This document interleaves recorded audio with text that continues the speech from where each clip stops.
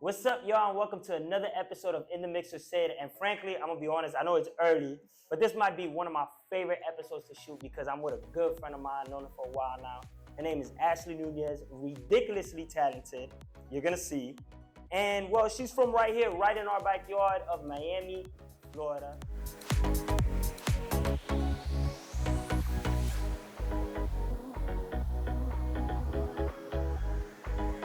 And frankly, she doesn't even live here no more. That's how big she's got. And tell us what you're doing now. So I'm currently in New York at a dance program called Broadway Dance Center. I was there for about 4 months, and after the program ended, I decided that I wanted to stay and continue my training to keep growing as a dancer. So you're still up there? Yes. You dealt with the cold. I dealt with the colds. Now you in the summer. Mm-hmm. And well, before you went out there, because I didn't want to ruin no secrets. I don't want to say who you were or anything like that. Could you tell us a little bit about what you were doing here? Because I know you're a professional. You've been a pro for a little while now. What were you doing here in Miami before you even got the opportunity, before you even said, I'm going to embark in this journey? So after high school, I began my teaching career in dance. What high school did you go to? Sorry to interrupt you. Miami Arts Charter School. We got to represent though. Miami Arts Charter School, keep going. And I started teaching contemporary, jazz funk, hip hop. I later on decided that I wanted to steer away from teaching and focus on me as a dancer. And I had auditioned for the MLB team, the Miami Marlins. I got selected. I did a whole season with them. And after the season, I decided to venture out into new opportunities. I wanted to continue growing, continue training, and that's when I had auditioned for Broadway Dance Center and decided it was time for me to move to New York. And then boom, hit it. So yeah, I love that you mentioned Marlins. I don't want to get a little bit sidetracked, but we're going to do a little sidetracking, y'all. That's how I met her. I was blessed with an opportunity by the man of Stephen Boyer. Got to shout him out. He's with the Tampa Bay Rays now, one of the best men I've ever met in my life. And he allowed me to host a baseball game alongside Ashley Herrera, and Mike Biano was actually the PA at the time and helped me out a lot. So I do got to shout them out. But I met her, I saw her dance, I've been seeing her dance, and I was just blown away by, I don't want to say the gap with the other dancers because everybody there is ridiculously talented, but just watching her on Instagram and her growing now that she's in New York and just being in Miami and telling y'all how we met, it's been a huge gap within herself. And I know that growth doesn't just come when you leave home in the dance floor. How'd you grow as an individual? How'd you grow as a woman? And then from there, we're gonna go into kind of the trials and tribulations of being a dancer. Because a lot of people think that it's kind of like being an athlete in the aspect of everybody thinks you could play ball until you got a baseball bat and they're throwing 100 miles per hour at your ass. Right. I would say as an individual, moving to New York was definitely difficult. I grew up always at home with my family, my parents. I've always been a family person. So moving to New York completely by myself, no friends, no family, was definitely difficult at first. Kind of getting used to my new routine, simple things like not having a car anymore, having to take public transportation. Shit. And timing myself differently. People don't realize how big of a difference that could make in your life. You're used to being in your car by yourself, vibing to music, and then now it's a million people around you. So I definitely had to adjust to that and just my new routine. But once I was in the program, I was able to develop friends, and I thankfully had them to support me through the program. We were able to hang out. I was never alone. And even my friends back home would always reach out to me, always check in with me. I would say that my support group was definitely strong, and I have really genuine people in my life, and I'm very thankful for that. So I would say it was hard, but worth it. And then, I lived in New York, so I know. I know what it's like to, if you ever lived in New York, see, I lived in Brooklyn. If you want to shout out wherever you live at now. I currently live in Manhattan, but the city's cute. The city's cute, Shout out Manhattan, shout out Harlem, shout out Long Island, shout out Queens, Staten Island, the Bronx, everything around it. And I think we could both vouch for the fact that we're both from Miami. We both lived a time in New York. You're currently there. I lived a time. I don't know what the future holds, but it's some of the realest people you'll ever meet in your entire life. Yeah. But there's also a crazy side, and that's my favorite part about New York. Exactly. So with that being said, you spoke on that, right? But what are mental tribulations that you really had to find within yourself, looking at yourself in the wall? Like you had, in the mirror, I said the wall, but the mirror, and a reflection within yourself where you were like, I need to do this for me and me only because it's the only way I can pour into other people in life. You know, when was that moment? I think that moment for me was moving to New York because I realized I was doing so much of that giving and I didn't feel like I was growing as an individual, and I was like, I need to look for some sort of opportunity that like really challenges me as a person, as a dancer. And I feel like moving to New York was that moment for me. Like, this is my time to just focus on me. And it was hard at first because I'm so used to constantly giving, and there was like not really anyone to like give to, you know. And I realized like I was doing so much of that and I wasn't doing that to myself, you know. So I really had to like learn to put myself first, whether it was my dance goals, my health, my routine, like everything just had to be prioritized towards me. And that's fine. That's fine. That's how that just comes to show how much you were dealing with. Mm-hmm. I know you're born in Miami. Mm-hmm. I know you're of Cuban descent. Mm-hmm. We walk in the same shoes in that aspect. I know how important family is. And if any Latino, any Hispanic out there, y'all know our entire culture revolves around putting on, not just for us, but our people, our foundation, our last name, the people that raised us. I know you're close to certain family members. If you want to share stories of how hard that was, I know you were sharing pictures of your grandma the other day and you're glad to be back here. Share how that has inspired you and what words has she told you about the whole thing and what she encourages in your future as well. So I've always grown up very close to my family. Recently, my grandpa passed away, and it was very hard on my family. But one thing I could say is that it brought us all together. We were never really like apart, but you realize after someone passes, like how much and how important it is to like have them around you and like trust each other because the time is so limited.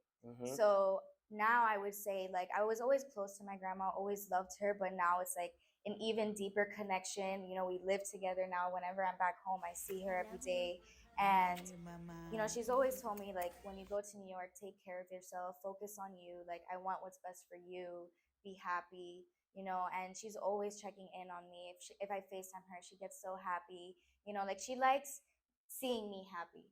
And so I think, like, one thing I've learned from her a lot is just to, like, follow your heart and, like, just do what you need to do, because I've thankfully, like, always had that support from her. And I want to say, I'm glad that you said that because I think a lot of people in life fail to see that stuff, and you know, and they kind of like oversee the important things in life. And we are based in a society where like a lot of it is to give, give, give.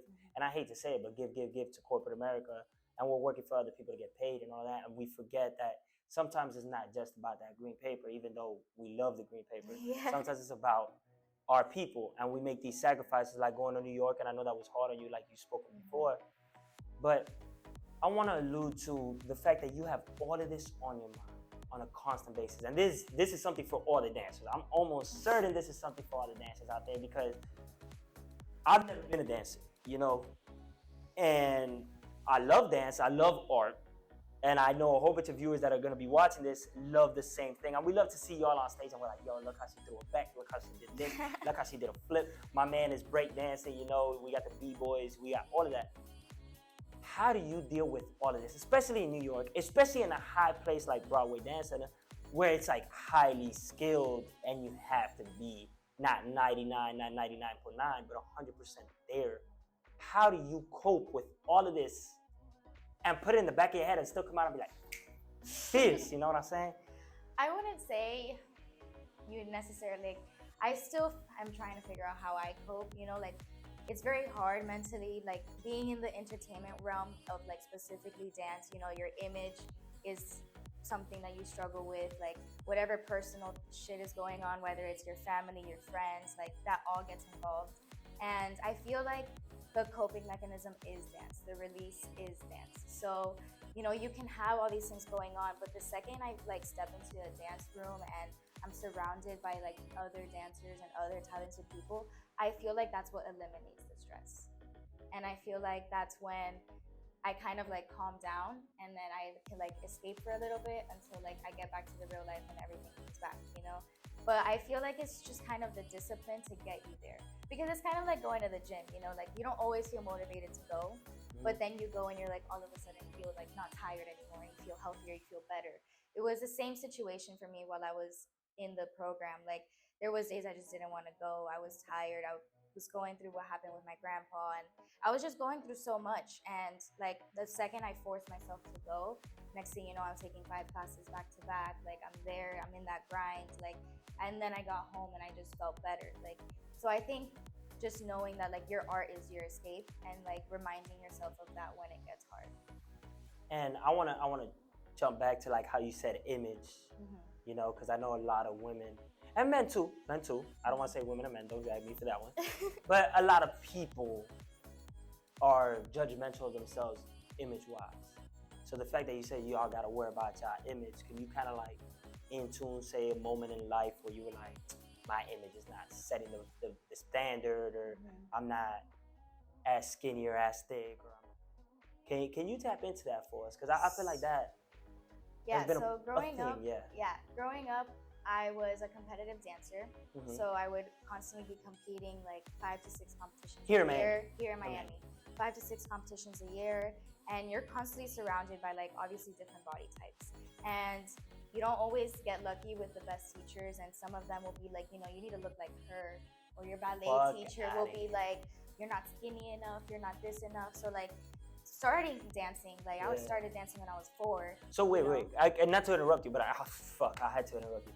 So you started dancing when you were 4, but these teachers were saying this at a young age. At a young age. So you'll be like 9, 10 years old, be like, hey, you gotta get on the treadmill. That's wild, but. And then they would make you, you know, like go run, like you guys don't look good. So then like it's a bunch of cardio, like your dance classes get replaced for cardio. And it was just different like teaching methods that I was like exposed to. And there came a point where I did develop like an eating disorder. I was bulimic for a while, like really like mentally in a different space. And you know, it wasn't until like I had like the right support group, and like a lot of things had to change around me for me to like really be able to focus on myself and my own health. But once I like overcame that, I realized that like everyone's always gonna have a different opinion, and there's different realms like in dance that you can go. Like just because you're a dancer doesn't make you a ballerina, doesn't make you a hip hop dancer, you know. And like you don't have to look like anybody else, you know. Like that's the whole point of dance, that's the whole point of art. Like you want to be different, you have to look different, you have to move different, you know. Like so I think just reminding myself of that would always like get me through. You know, I still struggle with it to this day. Like we always want to look different, you know. Straight hair girls want to have curly hair, and like thick girls want to be thin girls want to be thick. Everybody like, wants to be what they nobody's happy with what they have. So I feel like it's like really taking practices, whether it's like meditation or like writing about yourself, like affirmations. Like I have a post-it wall, and I write a bunch of affirmations for myself, like just things that you know you need to like remind yourself of on a constant basis, because it's easy to fall into the trap of like, I don't look good enough, I don't dance good enough, I don't move like this other person. But I mean, I'm glad you said that, because shit, I mean, I'm a firm believer in everybody, for the most part, is dope in their own way, you know. And I'll say this, I think the dopest thing you can see on a stage is variety. You know, you see all these women, everybody's moving different ways, and that's why I think, and I want to get your perspective on this, the way that women have come up on the game. This is beyond dance now. We're talking about like Megan Thee Stallion, Cardi B, Lotto, Ice Spice, Missy Elliott set the bar, Aaliyah before she passed away in R&B, Alicia Keys. I could keep the name going, Erykah Badu. It doesn't matter. Beyonce, who's the biggest name here. I'll get that real quick. Hold on. My bad, y'all. I got you.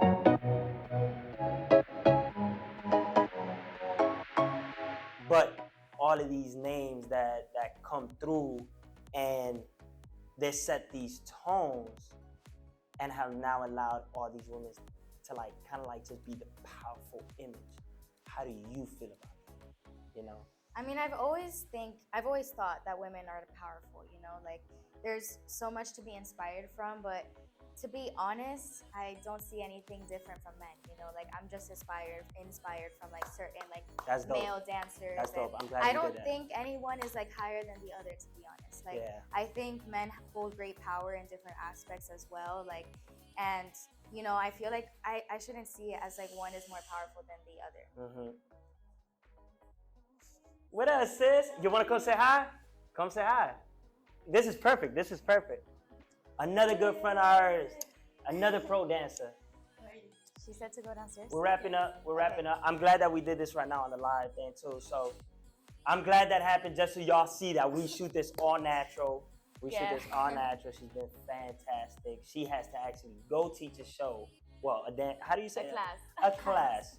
A class right now. So if you want to wrap up, this is the last question I got for you. You've been absolutely phenomenal. And going back to image, I think you look fantastic. Thank you. And I think every woman that I've come across here, every man that I've come across here looks fantastic. And everybody at home looks motherfucking fantastic.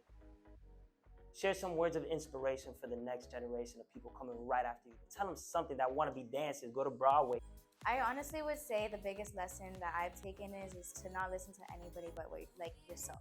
Whatever you want, whatever your passion is, like go in that direction, make a plan, and just like make it happen. You know, like you are your own biggest critic. Like you have to just believe in yourself and take it all the way, because if not, you're gonna be stuck in a place where you're unhappy. Hell yeah. Thank y'all for tuning in the mix with Sid, Ashley. Always a pleasure. I got you. Y'all take care. Be easy.